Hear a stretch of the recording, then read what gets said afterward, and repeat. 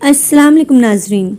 जैसे हारून को पता चलता है कि उसकी बीवी नागिन किसी बस स्टेशन पर काम करती थी तो यह बात जानते ही हारून गुस्से में घर आता है और जैसे ही घर आकर दरवाज़ा ज़ोर से खोलता है तो अब दरवाजे की आवाज़ सुनकर उसकी बीवी की आंख खुल जाती है। तभी हारून नागिन से पूछता है कि तुम पहले किसी बस स्टेशन पर काम करती थी क्या। तो अब यह बात सुनकर हारून की यह बात सुनकर नागिन की पसीने छूटने लगती है। तो नागिन झूठ बोलना चाहिए लेकिन लगातार हारून के पूछने पर कबूल कर लेती है, हाँ मैं पहले काम करती थी बस स्टेशन पे। और फिर नागिन हारून से कहती है, दुनिया में ऐसे लाखों लड़कियां हैं जो कहीं ना कहीं अपनी रोजी रोटी के लिए काम करती है और उसमें से एक मैं भी हूँ जिसमें अपनी मजबूरी में वहाँ काम किया। लेकिन इसमें गलत क्या है, मैंने अपने पेट के लिए वहाँ काम किया। तब हारून नागिन से कहता है कि इसमें गलत और सही की बात नहीं है, बात झूठ और सच की है जो तुमने मुझसे हमेशा झूठ बोला है।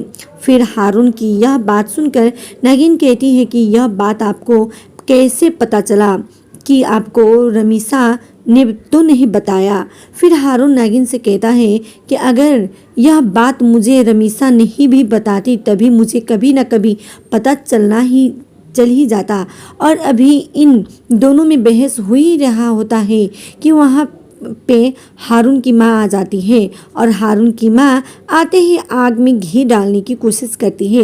लेकिन हारून अपनी बीवी से बहुत ज़्यादा मोहब्बत करता है इसलिए वह चुपचाप रहता है और फिर अपनी माँ को भी हारून चुप कराने की कोशिश करता है। लेकिन जब उसकी माँ चुप नहीं होती है तो हारून खुद यहाँ से चला जाता है अपने रूम में।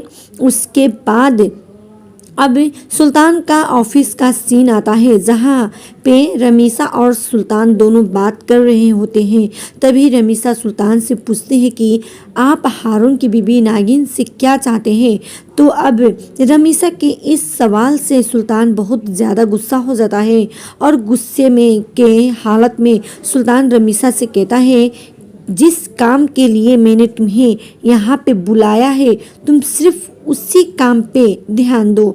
और फिर सुल्तान रमीसा से कहता है, मैंने तुम्हें सिर्फ इस काम के लिए बुलाया है कि तुम हारून और उसकी बीबी नागिन के बीच में दूरी पैदा कर सको और अगर यह काम तुम नहीं कर सकती तो मुझे तुम्हारी कोई ज़रूरत नहीं है क्योंकि मेरे पास तुमसे कई गुना अच्छी रिपोर्टर्स मौजूद है जो तुमसे कई गुना ज़्यादा बेहतर काम कर सकती हैं।